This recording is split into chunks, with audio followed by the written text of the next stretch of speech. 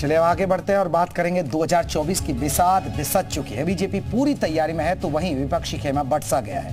BJP ने 400 का नारा दे दिया और पीएम सदन में भी 400 के पार जाने की बात कह चुके हैं। बीजेपी तेजी से क्षेत्रीय दलों को गठबंधन में जोड़ रही है, जिसमें पिछले दिनों हुए अहम घटनाक्रमों से बीजेपी 113 सीटों का पूरा प्लान तैयार कर चुकी है।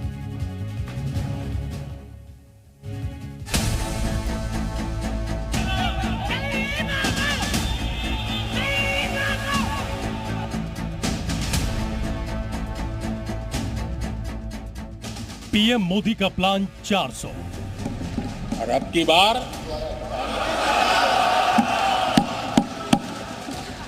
पूरा देश कह रहा है, अब की बार खड़गे जी भी कह रहे हैं। लौटेंगे पुराने यार, तभी 400 पार।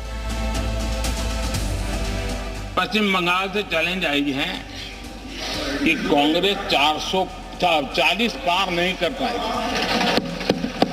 मैं प्रार्थना करता हूं कि आप 40 बचा पाए। बिहार में नीतीश, महाराष्ट्र में अजीत,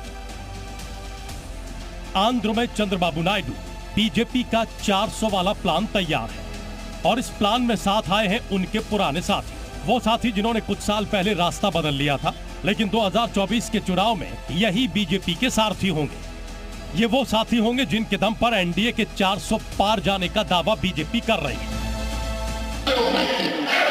जिस कांग्रेस के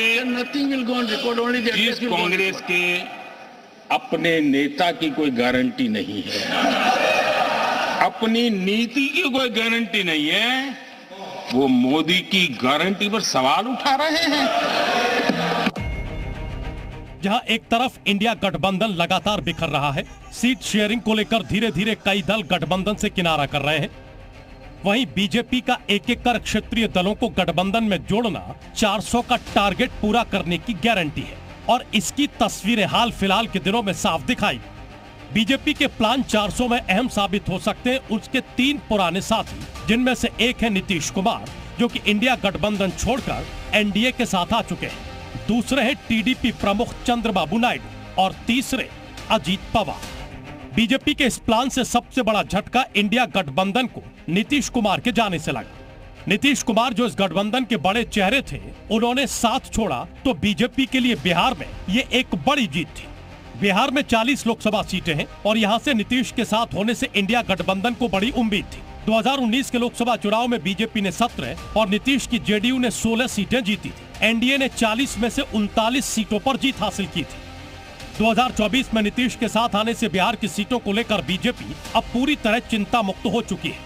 वहीं दूसरी तरफ इंडिया गठबंधन की बड़ी उम्मीदें नीतीश की पकड़ की वजह से बिहार से लगी थी, जो अब पूरी तरह से टूट चुकी है और विपक्ष के इन जख्मों पर नमक छिड़का पीएम मोदी और नीतीश कुमार की मुलाकात ने, जो कल दिल्ली में हुई। 1995 से जो साथ में थे, अब बीच में 2 बार इधर उधर जरूर हो गए थे, लेकिन अब कभी नहीं। 400 का सपना साकार करने में बीजेपी के लिए दक्षिण का किला भी बेहद अहम है।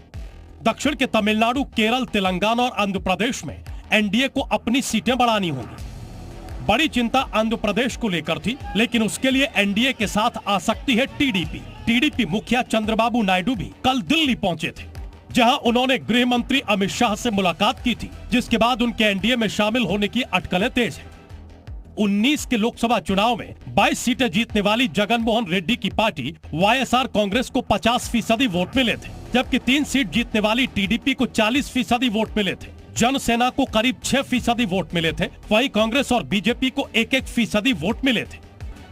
नायडू पहले एनडीए का हिस्सा रह चुके हैं। 2019 के लोकसभा चुनाव से पहले टीडीपी ने एनडीए का साथ छोड़ दिया था। टीडीपी जब एनडीए से अलग हुई थी, 5 साल तक विपक्ष में रहने के बाद अब टीडीपी ने बीजेपी की तरफ फिर से दोस्ती का हाथ बढ़ाया है। बीजेपी को भी दक्षिण भारत में अपना आधार मजबूत करने के लिए दमदार दोस्त की जरूरत है। नायडू एनडीए के संयोजक की जिम्मेदारी भी निभा चुके हैं, ऐसे में वो बीजेपी के भरोसेमंद साथी साबित हो सकते हैं। इसके अलावा एनडीए के दावे को एक और बड़ी मजबूती मिली है महाराष्ट्र में। इंडिया गठबंधन को मजबूत करने में जुटे दिग्गज नेता शरद पवार के हाथों से उनकी अपनी पार्टी निकल गई। चुनाव आयोग ने अजीत पवार की अगुवाई वाले गुट को असली एनसीपी करार दे दिया, जिसका सीधा फायदा अब एनडीए को मिलेगा। साथ ही एकनाथ शिंदे वाली शिवसेना का साथ आना भी बीजेपी के लिए सोने पर सुहागे जैसा है। ब्यूरो रिपोर्ट, जी मीडिया।